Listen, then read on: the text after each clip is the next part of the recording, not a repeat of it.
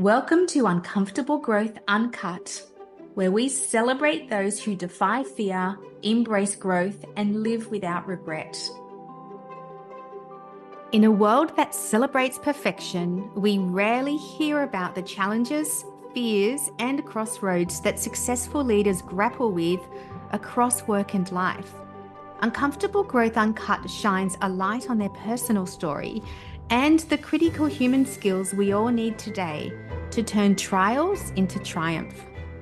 So welcome everyone to Uncomfortable Growth Uncut. This episode is with the brilliant Andrew Howie. Now, not many people know his first name is actually Andrew because he only pretty much goes by Howie, and he has a fantastic career as a CMO. He's actually also just started his own agency called Gallant Creative Advisory, which really specializes in not just improving the quality of creative and media, but also the efficiencies. So he's a man who has a lot of fingers in a lot of pies, and I'm delighted to have him here today. Welcome, Howie. It's great to be here. Thank you for having me. I don't get nervous very often, but being in your company today has got me actually doing a little bit of prep for once. So thank you for having me here. Well, kind of the format of this is prep, but then let's just see how it goes and unfolds and take us into whatever direction. So, why don't we get started? What is your uncomfortable growth story that you want to share with us today? Well, in the few minutes of prep I did, I came to realize that actually most of my life to date, when you reflect, there's been moments of discomfort quite often. And sometimes you don't realize until afterwards and you have the chance to reflect. And I have spent a lot of time over the years getting, but I'm a highly emotional person. And not as in like sadness or anything, but just, I have high highs and low lows.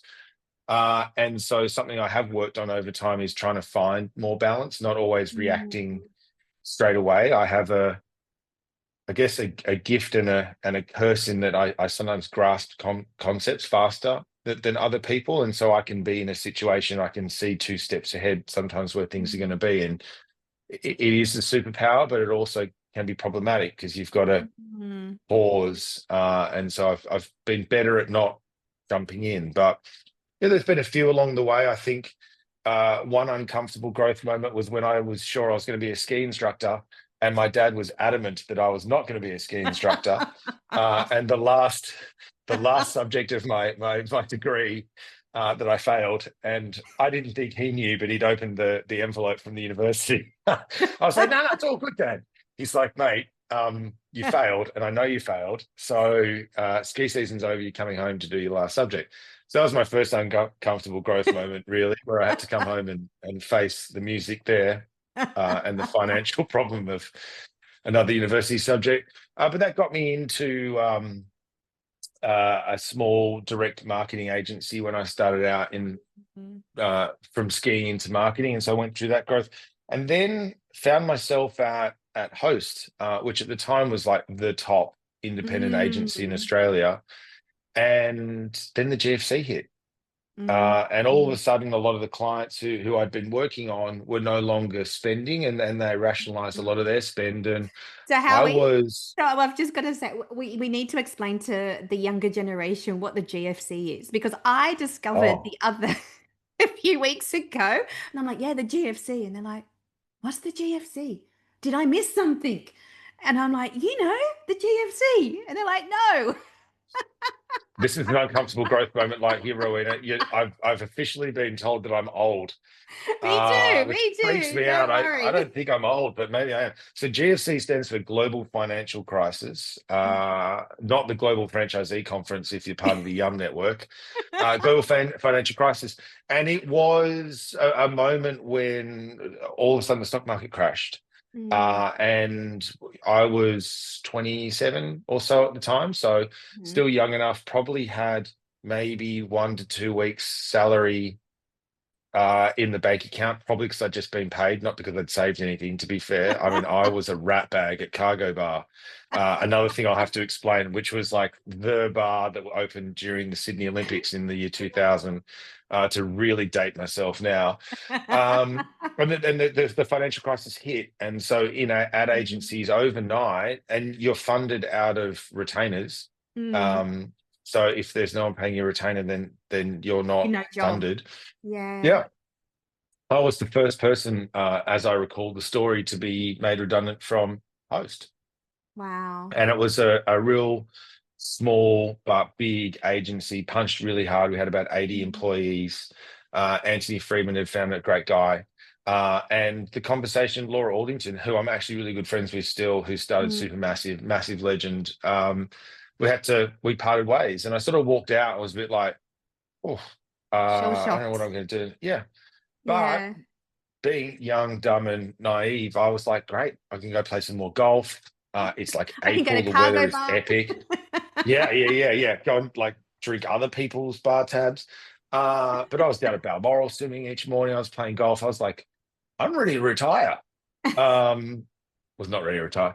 But then I had a few conversations with different people about where I might be able to find some work, etc. But it was pretty lean because there was a lot of people out of work suddenly. Yeah. And I remember having a meeting with, and this was like a real uncomfortable moment, um, with an agency leader, who I'm still very good friends with today. And he probably doesn't remember this moment, but I remember it like it's laser etched into my forehead. And we're sitting there chatting, and he said, Andrew, do you think, he called me, and probably didn't call me Andrew, by the way, but Howie. Do you think you were let go because they'd lost business, or do you think you're let go because you're bad at your job? And I was like Oh. 27, 2, 3 years into agency life, and kind of got kicked Yeah. between the eyes. And I was like, Yeah. I sort of paused for a moment, and the natural instinct kicked in. And I said, well, look, the conversation was due to losing the business. So if I start going down the rabbit hole of questioning my capabilities, that's going to be a really dark period. So I'm just going to trust that they're honest with me. He said, yeah, good answer. I don't know if he knew to the contrary, but that was this kind of really uncomfortable moment where I had to stop and go. Which And one I was did have it? this moment. Yeah. And look, I was a 27-year-old account director who was having a good time. I hadn't really caught Mm-hmm. up with my capabilities. I was still pretty young and Mm. bullish, and work and to this day, like, work for me is a means to an end. Like I use work Mm. as an outlet to challenge me to grow, but also to help build a great life for my family, who are like my number one Mm. priority. So that Mm. was a big moment, like being challenged directly by a person that I respected, asking me whether or not I actually was any good at what I was doing, was a bit like, Yeah. And I think too, like, so if I think back to that time, because I'm old enough to remember what GFC stands for. Um, if I think back to that time, that was really the kickoff of all of the multiple restructures that followed. So prior to that, redundancies weren't common, like they were occasional.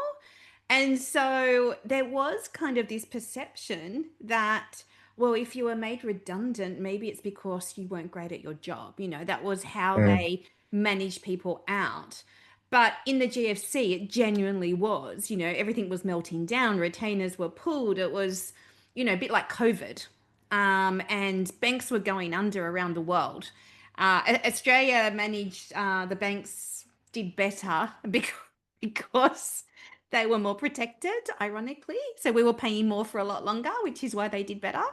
But yeah, like it was the first point that there was this big meltdown post the digital, .com boom. And yeah, suddenly organizations went, wow, we have to redesign and rethink how we do business. And that kicked off pretty much from my memory, my experience, pretty much annual restructures and constant redesigns and constant change. So it's an interesting question that you got asked because I do think, back then, not many people had been made redundant until the GFC. Yeah, I think that's true. Certainly in their 20s, like at that young age, Mm. like maybe as you faced ageism, it might have been more prevalent. The Mm. reality of the reflection though, Rowena, is I think it was a bit of column A and a bit of column B. I mean, I don't think I could hand on heart say I was the greatest account director walking the halls of any agency in Sydney. Mm. And had I been the best, maybe I might have been protected. So I think, and that was the reflection. And I look back now as I get further from that moment with more balance and realize that whilst the question was uncomfortable, the reality behind the answer was, was probably more, was there to be uncovered. And it did set me off on a growth journey. I then went and spent about half a year working for Kia Motors through a friend on a 2-week contract that kept going. So that actually helped to re-establish a bit of Yeah. confidence in my capabilities. So, Yeah. a 2-week job that became 6 months. And in the end, the only reason it ended was because we got sprung that I was a 2-week contractor still there 6 months later. And the Koreans were like, hang on, mate, what's going on with your headcount here? um, and so I was brought in at a higher level, and the headcount that was available was lower, and it wasn't really the right solution. So got back into agency life, and that went on for a while. Then started a family and wanted a bit more control of my time, and ended up at MLA, which was not so much an uncomfortable growth moment, but just a period of rapid career growth. Found myself kind of Mm. maybe the opposite, maybe almost kind of ahead of myself but versus behind. All of a sudden I was thrust into this role where Mm. the opportunity was fantastic. I made the most of that opportunity and found myself kind of, Mm. saying things that the journalists would take the bit that they liked and not the rest of the context. And so there was some growth that happened through there, which was being more deliberate in the way that you talk and realizing that just because you're a straight shooter doesn't mean everyone around you is. That was a Yes. sort of a big one, was like not everyone appreciates directness. We say, oh yeah, I hate it when people beat around the bush. And so then you tell it to them straight and they freak out. So yeah, I want feedback, but not too much and only the good one. Yeah, that's right. Give it to me really gently and positively. Yeah.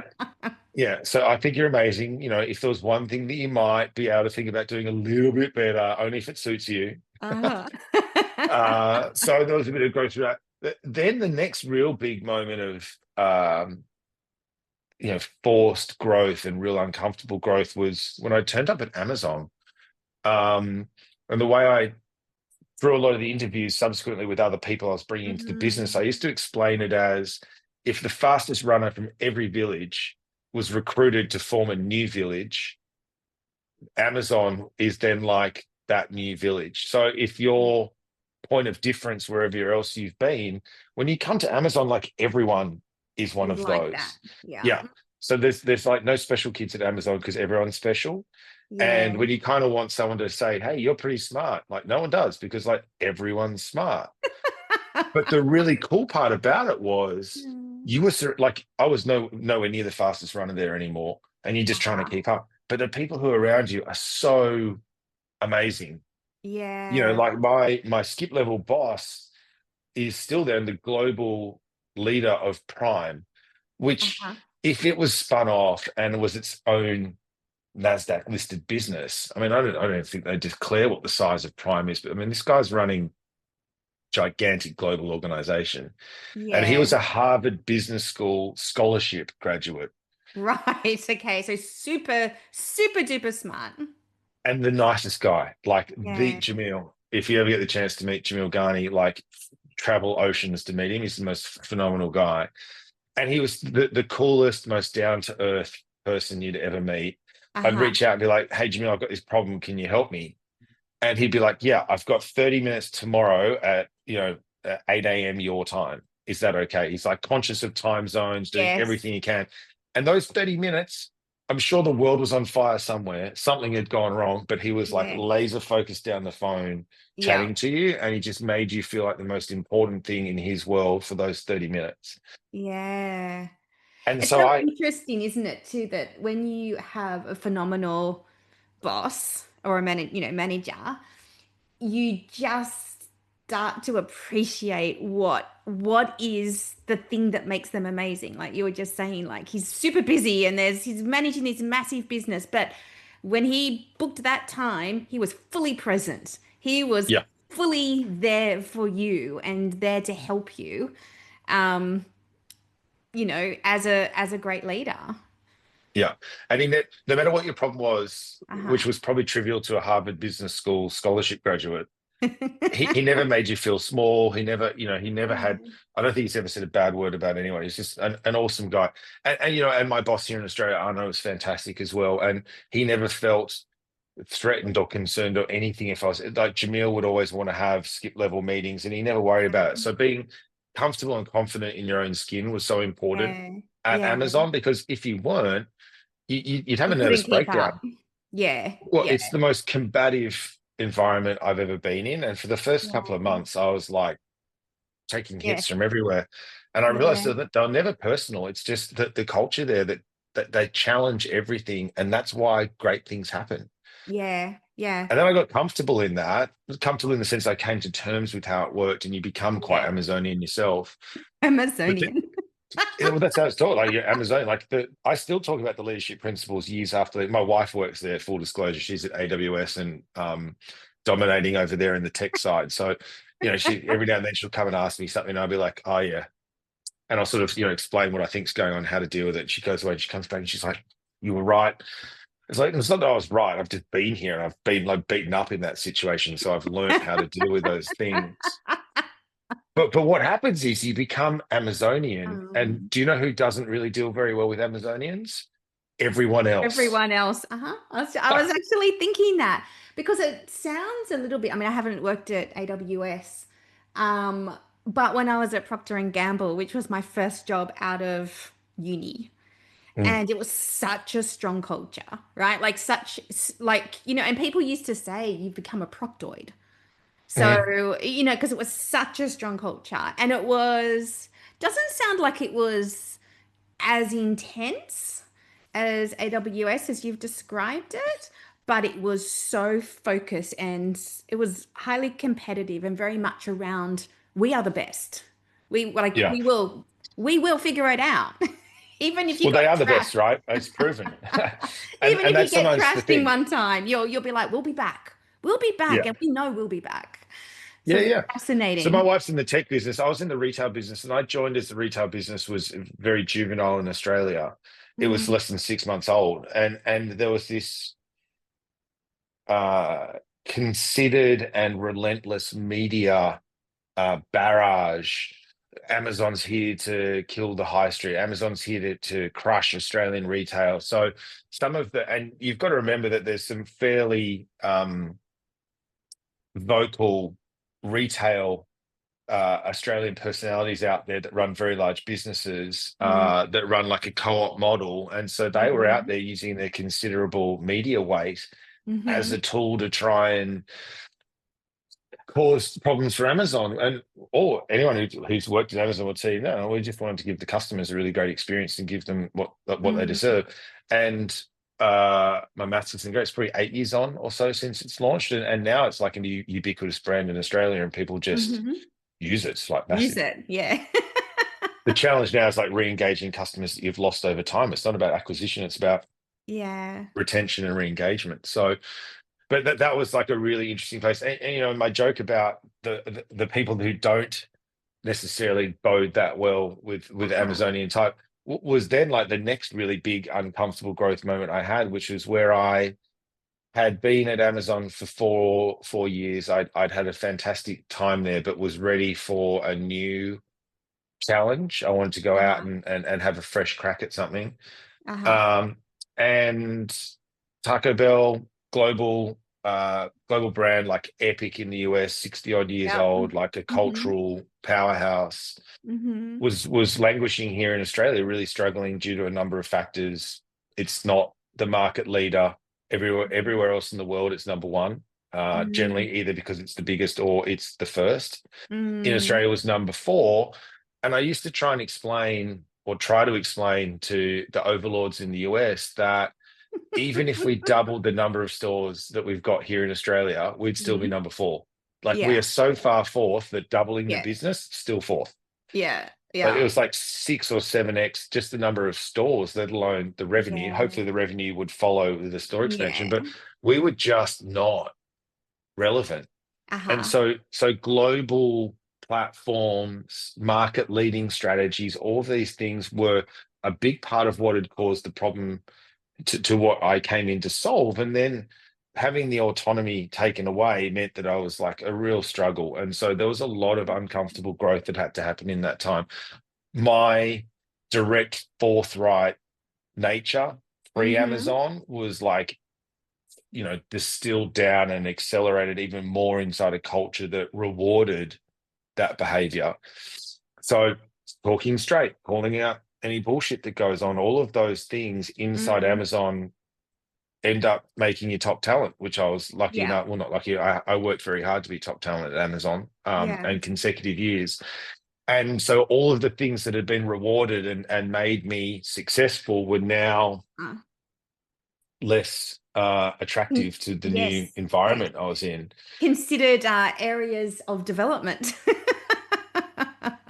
Yeah, and interestingly, on reflection, people who are very comfortable and confident in their own self and own capabilities don't mind Yeah. too much. They're kind of like, all Mm. right, this guy's, he's Yeah. probably a bit bold for me, but Yeah. I like what he has to say, and he Yeah. does listen, and is one of the Amazon principles is write a lot. He's prepared to change your mind when you're presented with new information. It's a really Yeah. important leadership skill to have. So you can have a really strong opinion held lightly is important. And if Yes. someone Yeah. comes and gives you different information, you don't go, well, no, Yeah. I'm still right. You go, hey, I've got new information. We're going to change direction.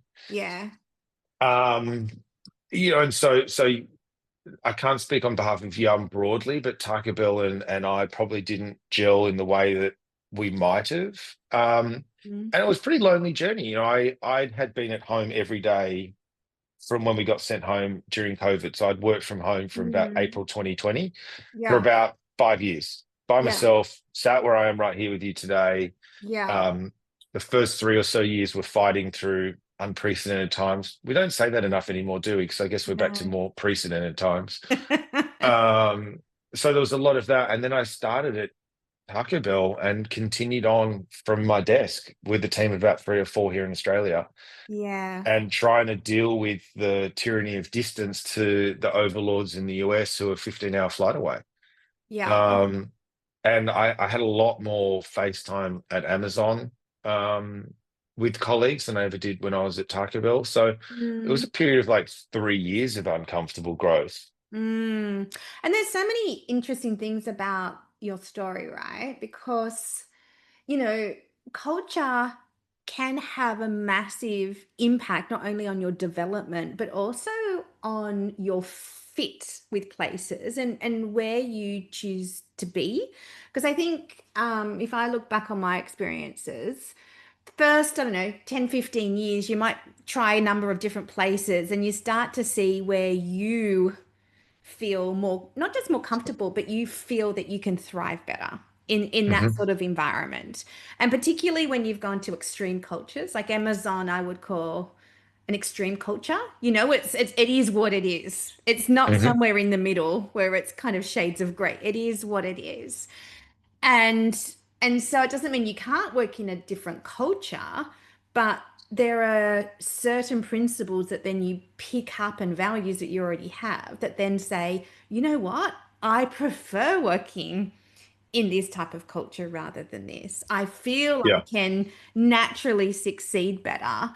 And it's not that you couldn't do the job, because both of them, you did a great job for both of them. It's just that the cultural fit was really different. And I think at your stage of life when you went to Taco Bell, you'd already had clarity around what, who you are, but also what cultures work really well for you. Yeah, that's true. And the task that was required at Taco Bell Mm, was well defined. This is a brand that should be successful. And I've got a track record of taking international brands and making them relevant to Australians. I've got a track record of Australian mm, brands and making them even more relevant.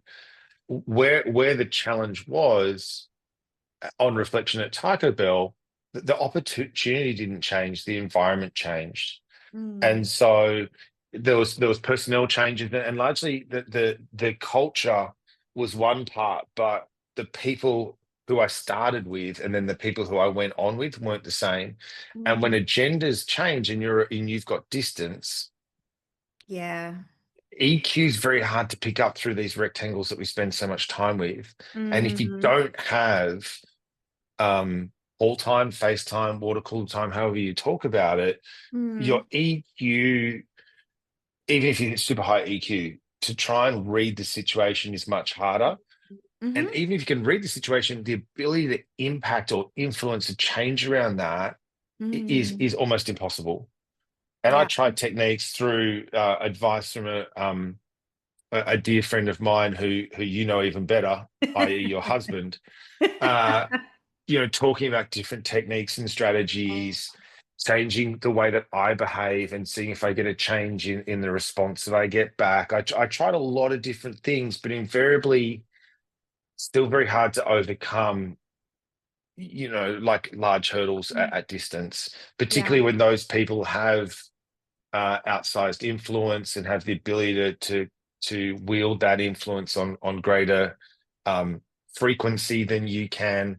And it all Mm-hmm. boils back. And you got a lot of time when you're at home by yourself in a Mm. small business trying to make it work. And it's not even your own Mm. business, right? Like it's not even like you've got control of the small business, it's still influence.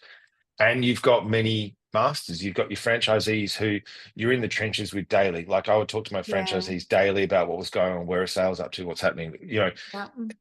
In a business that small, the wind could change direction Yeah. Yeah. when sales are down.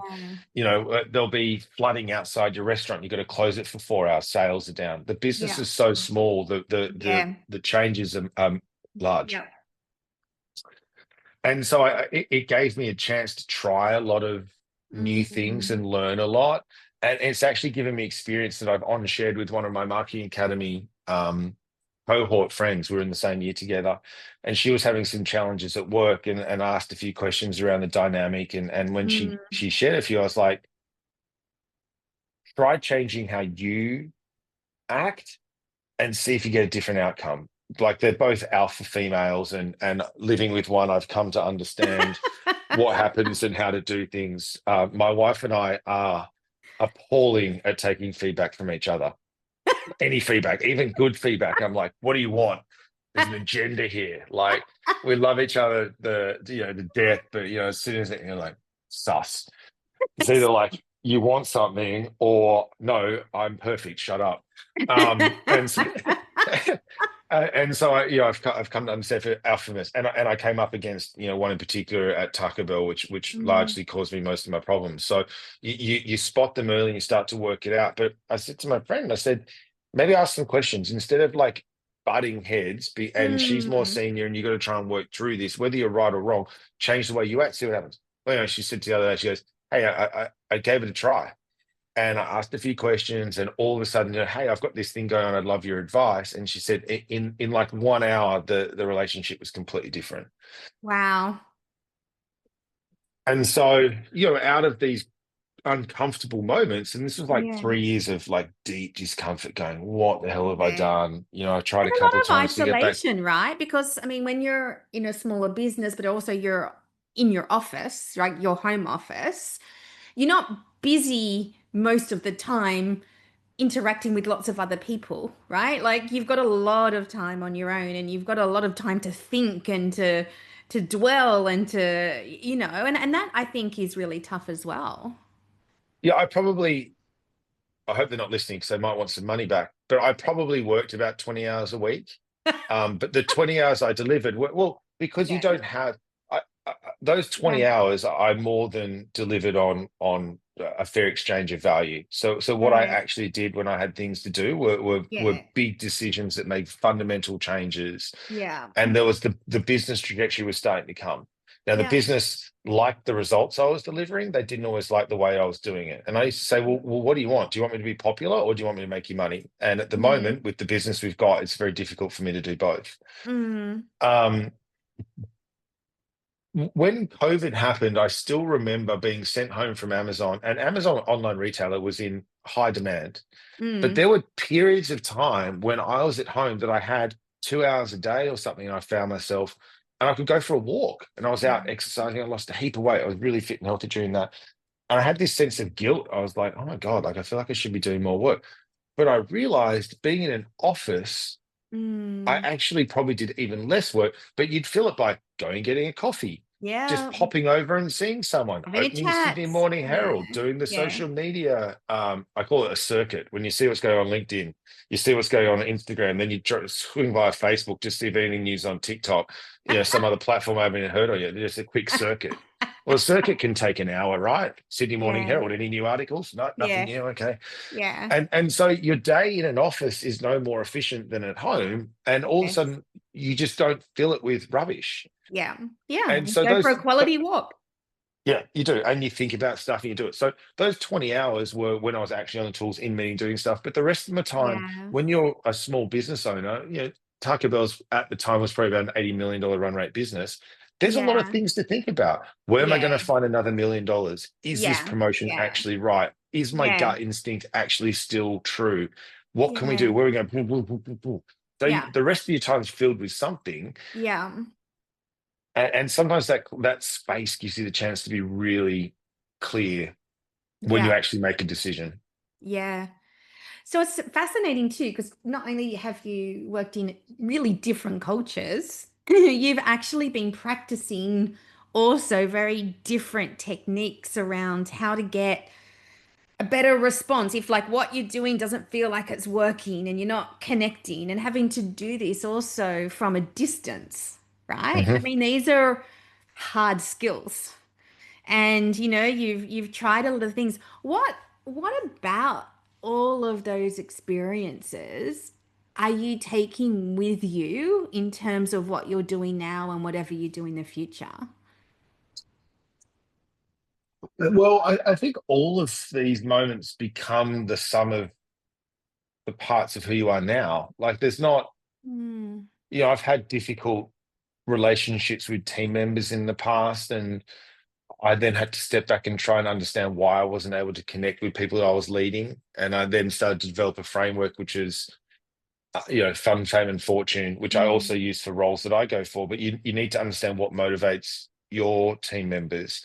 Do they just mm, want to come and enjoy work and they're not enjoying it? Do they want the recognition? Are they driven by acknowledgement? Are they financially driven? Like if you give them another 5 grand, are they going to be really happy? Like what are the intrinsic motivators of your team? And they're invariably not the same for every person, and they're not one mhm, dimensional. It can be a combination of multiple things. I've had mm, difficult team members over time who I sort of was probably more stick, but then I realized that wasn't working and flipped that to carrot. And all of a sudden, similar to the conversation, ask questions instead of giving answers, and you get a different response. So I've had to think about that. I've also had to think about my own situational leadership style. Some people like just to be told. Some people don't want to mhm, be told. Some people want a mhm, bit of both. Some people love weekly one-on-ones because they're structured and they like just an hour of your mm, time mm. uninterrupted to ask everything that's going on. Other people want to text you 47 times a day and call twice. And so you've always got to sort of, you're a bit of a ninja Yeah. when it comes to leadership. So there's been that. Um, I'm probably more discerning now when I think about the culture of the companies that I'll go and work for. Mm, I've thought a lot about like my trade is as a person as a tradie or a plumber or a builder, etc. Like my mm, trade is around commercially led creativity and effectiveness. And it mm, helps to be able to then define or determine where you want to go next, because that's what I do well. That's not all I do. mm. Can also help with tech stack. I can, do customer. There's a whole other arsenal that I have at my disposal. But if you said like, what's your Scud missile? What's your Mm, cruise Tomahawk missile? mm, It is driving transformational business growth through effective communications. mhm, And increasingly CMOs advertising becomes a smaller part of what they do, but the reality of communications is it's so much more than advertising. It's mm. how the business thinks about itself. It's about how it treats its customers. It's so much more than just Yeah. that.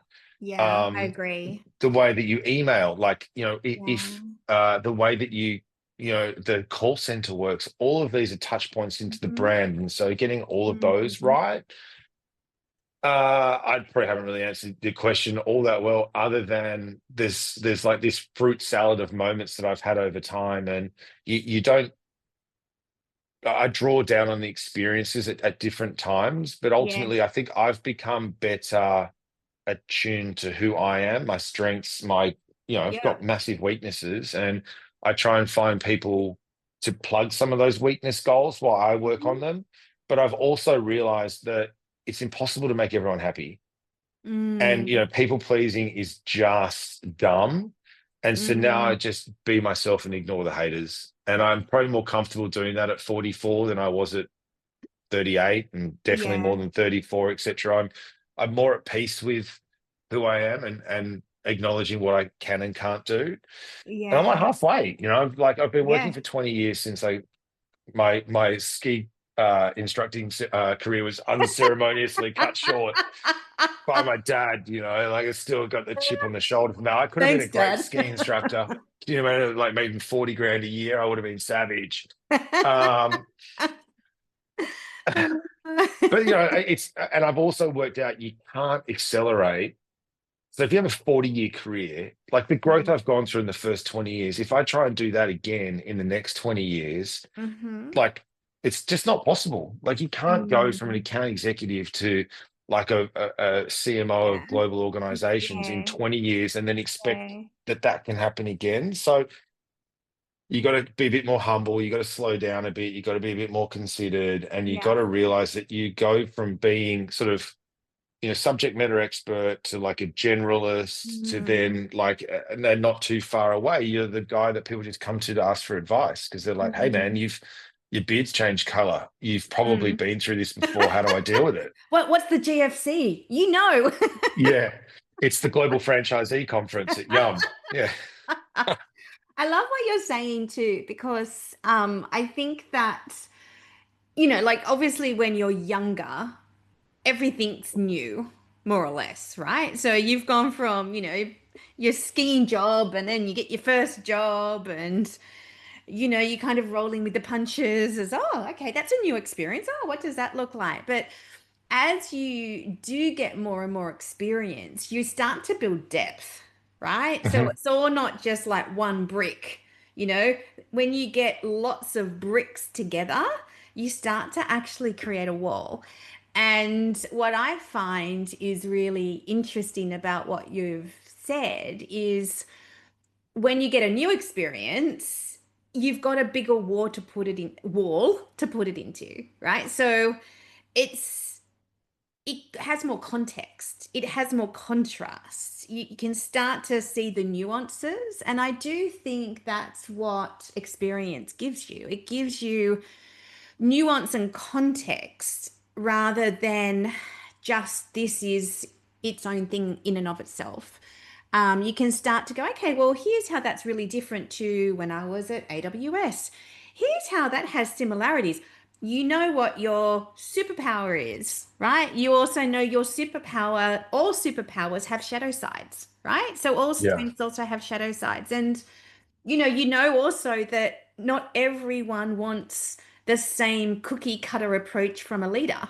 It's exactly Yeah. what you were talking about being a ninja, like you have to tailor. Is that the person who wants the one-on-one meeting, or is that the one who wants 20 texts a day plus, whatever?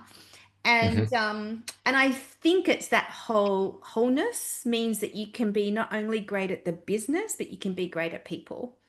And I loved what you described about, that boss you had at AWS, because clearly he was super smart, Harvard scholarship, super smart at the business, but he was also great at being a person, a leader, you know, helping, providing clarity. And if I had to summarize really simplistically, I'd say your first decade or so is very much more about the job because you're still Mhm. focusing so much on that. But your later decades become more about that nuance and people because you know the craft, you've been around business, growing businesses, turnaround businesses, whatever it is. But it's the people side that's actually the most complicated. And I love your Yeah. storytelling around all those bits that you've learnt through your career. Yeah, I think early doors you fake it till you make it. Mhm. And then eventually you kind of make it a little bit. And then I think the things that you have to fake are even bigger. Like, once you kind of get to a certain level, if you have to fake a certain situation, it's normally like gigantic and you've got to be really good at faking it. You're like, oh Uh-huh. yeah, I've definitely got this under control. And then you get over there and you're like, holy shit, what have I just signed up for? But you've got enough experience, you got enough of those bricks in there that Yes. you can kind of go, all right, it's not this, but it's like this. So let's transfer this over, make it situationally relevant, and you Yeah. kind of build. Early doors, you're literally just faking it because you've got no idea. And you're like, shit, I hope I Mhm. don't get caught out. Later on, you've got a really big repository of Yeah. experiences that you can draw on to help Yes. close that gap between the actual fake and doing Yeah. it. Yeah. So So true. I think as you get older, you not only do you get wiser, but you're more experienced. And so you Yeah. sit in a situation and you know when to shut up, which Yes. took me a long time to work out. Often I was like, I'm smarter than you, mate. I'm going to beat you. And now I'm like, I'm smarter than you and I'm going to beat you by shutting up. And it's and just that last little bit has completely changed the situation because you can sit there and be like, you don't know what you're talking about. And Uh-huh. old me would have then called it out to make him look dumb. Yeah. Now I just stay quiet and I go, I don't actually respect you because you're talking out your ass. And I don't have Uh-huh. to prove it because I'm a bit older and a bit wiser. I'll just stay mum. Yeah. And then afterwards, after you go, that guy didn't know what he was talking about, right? What an idiot. Um, but it's you don't. I'm much less worried about trying to score points to get ahead. Now I'm just like, do you know Yeah. what? Like I'm comfortable with who I am. I'm not going to people please. Yeah. Let's just Yeah. let it Yeah. slide. Let it play out. I was like that when I was that age. Now I'm older and wiser. You can look Yeah, back at your yeah. previous self to your current self and go, yes, I've grown. Yes. You know, I've certainly grown up. I haven't grown old. You know, like I don't. Wow. I think spending a lot of time with my kids keeps me young. But I am a bit older now.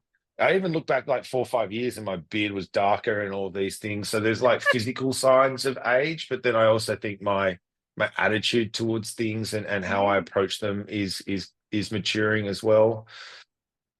But I always go, yeah, man, I can still party with the 21-year-olds until you meet one. And you're like, nope, definitely in my 40s. That's so true. My Yeah, oldest daughter is 19, and funnily enough, she went to Cargo Bar on the weekend with some of her friends from uni. yeah. So you can probably name drop me. I think there's like a whole wing that they built off the side there from the money that I spent there. There's probably like a Howie lounge would be made from like diamonds and I don't know, So unicorn tears. funny. Yeah, but I can totally relate. So, I mean, they're genuinely estimating that people of your age are going to live to 100, right? So if you take that as the Not the baseline, way I've lived the first 40 odd years, Rowena.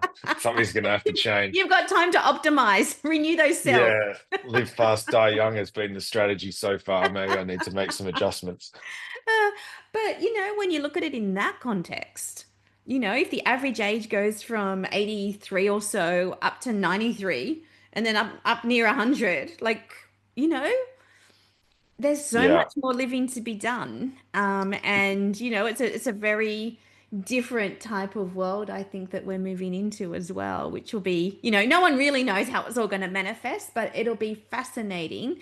And I do think that's where having lots of bricks in your wall, having lots of not just doing stuff, but reflecting on stuff and going, what did it teach me? What am I going to do differently? Because it's that reflection piece that means you have a really strong wall, and that wall is going to get you over and through whatever comes your way, even if it yeah. looks different. Yeah, one of the things that Sherilyn talks about in the Marketing Academy that stayed with me a Mhm. long time is all around how the mark of a leader is determined by the leaders that they create and develop themselves. And as I was younger, I was a bit like, oh yeah, cool. And now as I start to reach the halfway point, I start to think more about that and spend more time talking to people who are coming along and say, look, here's sort of my perspective on it, but over to you. And actually, one thing that throughout my whole career, even when I was very young and still a bit wet behind the ears, I've always been a people person, and so I've always taken a lot of time to try and Mm, care and develop people. Now that doesn't always mean being nice. Like sometimes you've got mm, to be cruel to be kind, and you've got to say to them, "Hey, like mhm, like that conversation when I was made redundant. Like, is it hey, like you think you're good, mm, but you've got some real gaps." And at the mm, moment, the time people feel like that, they get between the eyes, but they come back afterwards and know that, hey, I've been thinking about it, and you're right. Yeah, I yeah, have been coasting a bit. And yeah, so being brave enough to have the hard conversation with someone, which I faced early on and realized the power of it, yes, is also an underrated leadership yeah, trait. yeah, because People don't that's like having difficult conversations. yeah, and I see that all the time, even with CEOs and above, like being able to have a difficult conversation, but in a respectful way, so that the Yeah. person hears the point. And to what you were saying, it gives them a pause to reflect, right? Because often people will observe things or see things that you weren't aware of. Exactly like your example, like, oh, well, actually, let me think now. Was it because of the GFC that I got made redundant? Or maybe was there It some was a good stuff I could opportunity have to get done rid of me. better? Yeah. Yeah. I think one of the great gifts you can give someone is like Yeah. genuine, heartfelt feedback. And that sounds a Yeah. bit cliche, but I actually think one of the greatest disservices you can do is to not tell someone something, Mm, right? It might in the moment be a bit uncomfortable and they might feel a bit affronted by it. But if there's mm, an opportunity for someone, to be better and go on to do other mhm. things, like at that moment, it might not unlock it, but down the track, I bumped into Yes. Yes. an old friend who was a media buyer for me back in MLA days, and he's now taken a new job. And he said outside the pub during one of the Lions tests, he's like, "You don't remember, but years ago, Mm, you said something to me like, 'Hey man, are you okay?'" He's like, "What do you mean?" And I was like, you seem to be switched off. Like you're a superstar, and I'm not seeing it from you." And at yeah. the time, he was a bit like, "Whoa," but he still remembers that 10 years later. I don't really remember saying it, but he said, "I really Mm, appreciated you saying that because I respected your perspective. And you were right. I was just having a bit of a flat moment. And I got back in there and I kept going. And, and he said, thank you." And I was like, "Oh, no, it's all right, man." So you don't always mm, remember the impact that you have on people, but they always yes. remember that Yes. the impact you've had on them. So like, be kind. Yes. Try not to be a jerk, which is something I'm getting better at. Um, Oh, you're so funny. Yeah, I've got I've got another 56 years, it sounds like, to keep working on that one if I'm going to live to 100, but I'm trying to get better at it. Oh, this is a great conversation. So I've got a couple of quick fire questions to wrap us up. Yeah. The first one, what are three things you've learned about yourself in recent years? I'm more resilient than I give myself credit for. Mm, I'm only halfway, so be kind. There's still a really long way to go. yeah, so Um, true. and no matter how shit things are, I've got a beautiful wife and two kids who just like, a hug from them and nothing else really seems to matter. So, keep everything in Hmm. perspective. Yeah, that's brilliant and so true. So true.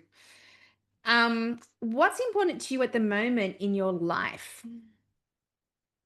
Well, it's still family, right? I mean, I'm still wrestling with my balance of what I do for myself versus what I do for my family. Like Mhm. I spend a lot of my time worrying about my kids at the risk of maybe not giving them the resilience that they need. But I hope that the values that I'm giving them now when I'm not around will help them know Mhm. what to do in situations. So I still think Yeah. that's a good use of time. I spend a lot of time watching them play sport, probably at the detriment of my own sport and health. So I've tried to get that back into balance and exercise more Mm, myself at the moment. But yeah, like as I said, like the reason I like to work is for my own self-fulfillment. I'm motivated by driving change. mm, Money is a result of that. I'm not motivated by the money side of stuff, which is mhm, I'm also lucky enough I don't have to worry too much about that. So mhm. that's come from hard work. But yeah, my kids are awesome. And my dog, who's 13 and a half, who can't hear me because he's deaf as a doorpost. He doesn't know I'm talking about him. But uh, as he's getting older, I start to really value each morning I get to, he's slow. Yeah. sniffs everything. Like the old 10-minute walk now takes an hour and a quarter, but I really savor that time because there's going to be a day when unfortunately I can't walk him Yeah. anymore and I'll miss that hour. So that's probably the Yeah. saddest thing I've had to talk about for the last few minutes. So sorry about that. But yeah, those are the things that matter, right? We only get one crack Yeah. at all of this. Yeah. It's appreciating the small things. The small things are Totally. the big things, I think. And what we think of the big things in our head are actually often small things. It's just that it explodes, and being able to just right That's like size. that's the most like profound thing that anyone's going to hear when they listen to this podcast. Big shit's normally small, and the small things are the biggest. So I think that's bang on. Okay, and last question. Of course, there's three parts, of course, but what is a current fear, a current inspiration, and a current challenge for you at the moment? So, fear, inspiration, and challenge. Um, well, I really loved working at Amazon, and I had a fantastic time. I went out chasing what looked like the next big growth opportunity for me, which didn't work out. So I feel a bit like that was a misfire, even though I learned a lot. And I Mm, think the learnings from that will become more crystallized in the future. mm, At the moment, being out of work this time versus 2008 feels very different. Like it is a privilege to spend time with the kids, but as you get older and as you become more specialized, as I have, the actual size of the number of opportunities that present themselves in Australia for someone like me becomes significantly smaller. So my mm, fear is that it could take longer than even my conservative side thinks to find the next right mm, brand fit for brand Howie and brand employer. mm. Um, so there's obviously a bit of a fear about that. I wouldn't say it's so much a fear as a reality that I'm facing into that, Yeah, we're only August now, but employment might not be until next year, which is why yeah, Gallant is an important step in that journey to keep myself occupied and busy and try and help yeah, even without any financial reward, just be able to share my learnings and help people. And I don't do it to make the money rather than to be to be busy. mm. Sorry. So that's the fear. What was the next one? Inspiration and then challenge. Oh, inspiration. Like every day I wake up and I'm excited that I'm up again. My parents are, mum's 80 next year. She's had a couple of rounds of cancer, but is currently clear, and that's super exciting. Dad had to have a quadruple bypass during COVID when you couldn't go and visit. And so that was a really lonely and Mm, difficult time for him, but he's still rocking along. Like each day I get, and they live 10 minutes away. So I'm yeah, really lucky to have my parents so close, and my kids are really lucky to have grandparents, which I didn't have growing up. So inspiration is getting up each day ready to go and rumble. Like I don't know what the challenge is going to be, but I'm up for it. So that's really inspiring. I might live to I'm 100, maybe I don't. So I'm not going to live like I will. yes, Live yes. fast, die young, Rowena. Um, Make it count every day. Make it count. Yeah, in some way, whether it's a small thing, whether it's a big thing, and as you said before, the Yeah, little things are the big things. So being able to get at the moment to all of the things my kids are doing, all of their sport, the ceremony at school, I'm like able to do everything, and that's super cool because yeah, in the years to come, when I'm flat out again, I'm not going to be able to be at everything. So I'm really making that count. yeah. And part three, Challenge. challenge. Oh, well, all of the same things, right? Like I Yeah. am I am a force of nature when I'm busy. Actually, the busier I get, a bit like we had science fair the other day, so I'll use oobleck as an example, which under pressure gets really hard, but when not, it turns into a liquid. So I'm kind of a human oobleck.